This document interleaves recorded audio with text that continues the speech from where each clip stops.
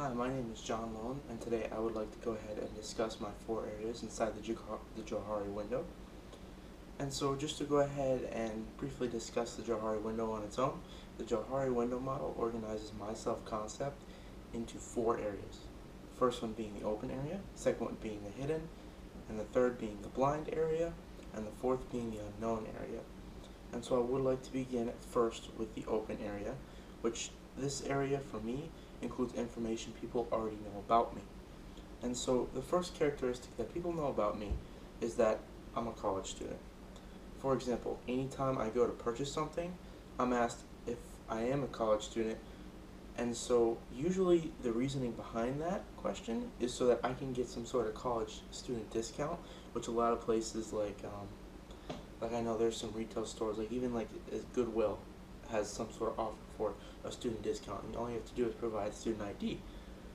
And so even other places, like if you were to go to a gas station and you wanted to buy a box of matches, for example, they want to see ID. And so a lot of the time I always get the common suggestion, don't you have a student ID that you can show me? Which, yeah, for me, I have no problem showing any sort of ID, but I always kind of wonder a little bit, how do other people just always know? And so another example of when this common occurrence happens to me is when that I'm applying for jobs. I mean, every interview I ever spoke with when applying for the job here in Orlando would say, what is your college schedule like?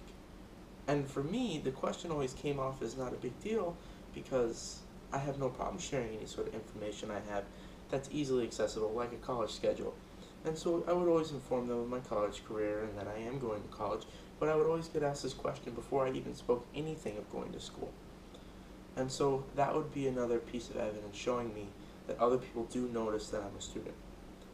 And so when I'm at work, I'll be going ahead and I'll just be talking with my coworkers, just talking stuff over, like, hey, how you doing? How's the weather today?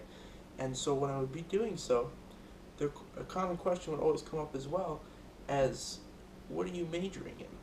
And so speaking with coworkers compared to speaking with someone who's interviewing you, I feel a little bit more relaxed. And so I'll always ask the person, what makes you think that I'm a student? And they always, usually the most common response I get is that, well, I figured that since you were a young person and you were in Orlando, you were here for some education. And so, though it may be the case, that is something that other people always realize about me, and they always assume that I'm a student.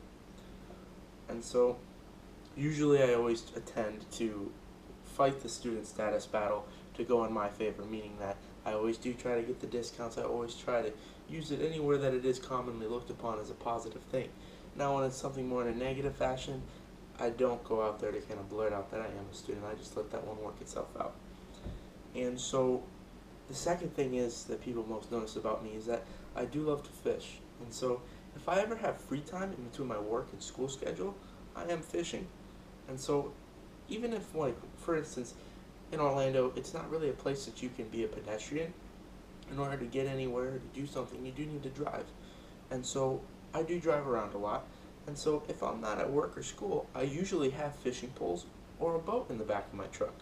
And so, for me, this is what balances my work and school life. And for other people, it's a way of identifying me as that person really likes to fish. And so, the two things that people notice about me from the first window of my Johari window, which is the open area, would be that I like to fish and that I'm a student. Okay, and so the second window that I would like to go ahead and discuss is that would be the hidden area of the Johari window, which are things that are not seen from an outsider's view, but I know personally about myself. Okay, and so wherever I am, whatever I'm doing, I usually have something that's more urgent than the thing I'm doing currently, and I always plan on accomplishing all my goals for the day. And so I've lived by this method my entire life, which would be completing the goals in the way that I am. And so that would be getting things done on time and making sure that my days are very productive. And so I'm very organized when it comes to getting things done, and I do make sure that I get them done. And so I do put a lot of effort into making sure my days are productive. And so my secondary characteristic, the things that people don't usually tell right from talking to me or seeing me, is that I am Italian. And so sometimes I can be a little loud when attempting to get my points across in a conversation. And so, from a visual perspective, a lot of people think that I'm agitated or even that I'm upset, which usually causes a lot of intimidation, which affects anything I'm trying to get done negatively, usually. And so, I was raised in the idea that I can always be doing better and moving faster, which a lot of the time is Italians are thought of as being loud and being really pushy and even just being fast-paced individuals. And so I guess you could say that I do back up that stereotype of being an Italian that likes to get a lot of things done and can be a little loud when talking. Okay. And so I would like to move on to the next window now. And so this is called the blind area, and these are things that others notice, but I don't notice. And so like we were discussing a little bit earlier, I tend to get a little loud when I'm attempting to get things across, or even when I just get excited about something. I mean, things happen in my life, and if it's a positive outcome, I like to get loud and be excited about it, show my emotions towards what just happened.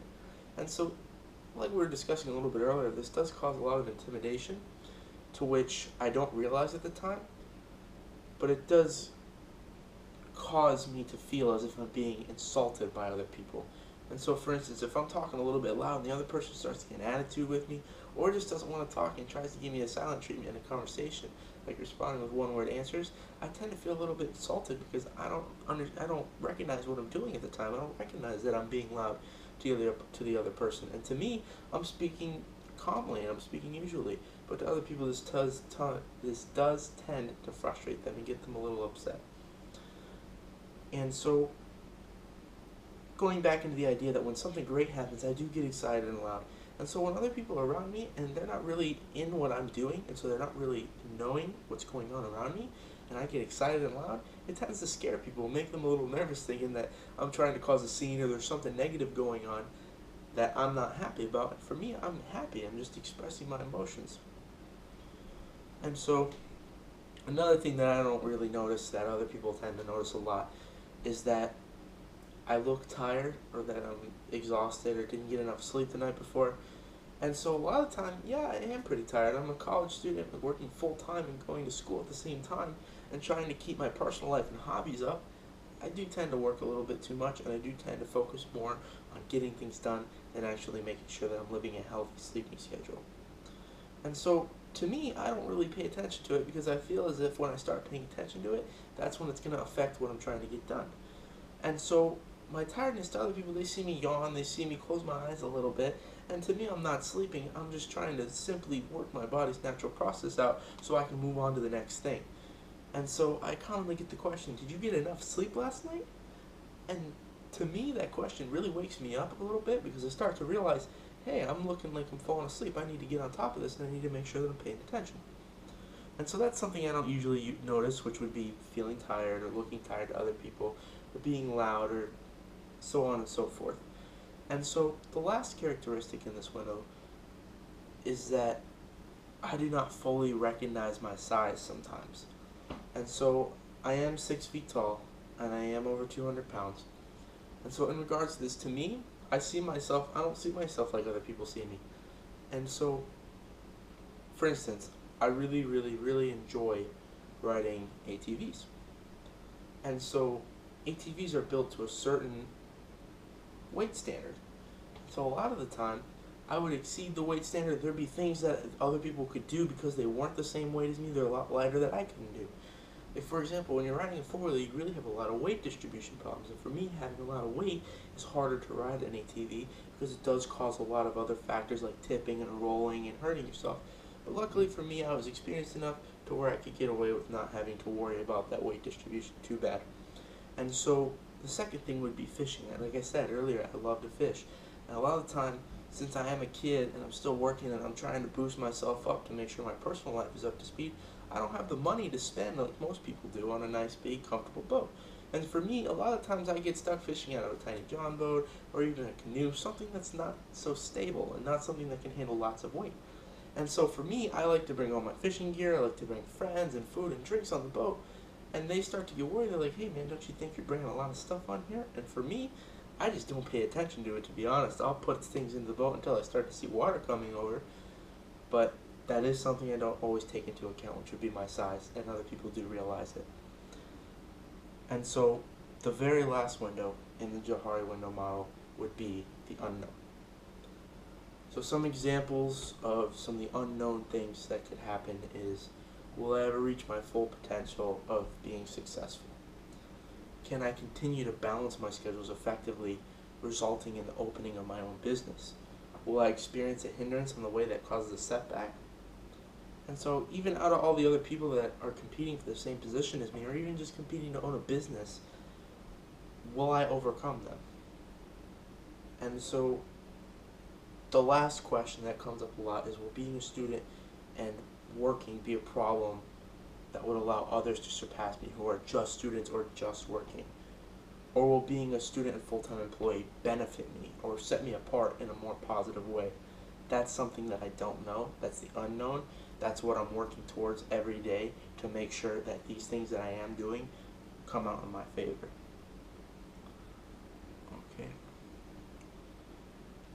And so now that we've discussed the Johari window model and how it pertains to who I am, these are some of the key points that were stated in this discussion, and I would like to just go over what they were. So the hidden area at the beginning is the first window. These are elements that are perceived strictly from a visual standpoint. And so the second area would be the hidden area, and that consists of things that only I'm aware of personally, that maybe you can't see from the outside.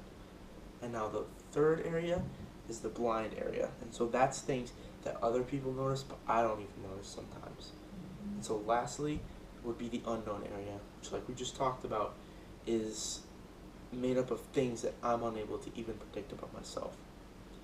And so after having created a visual element, meaning the Johari window, and having defined the entire element, I feel this has been a very beneficial learning experience of exploring myself to find out who of more I really am.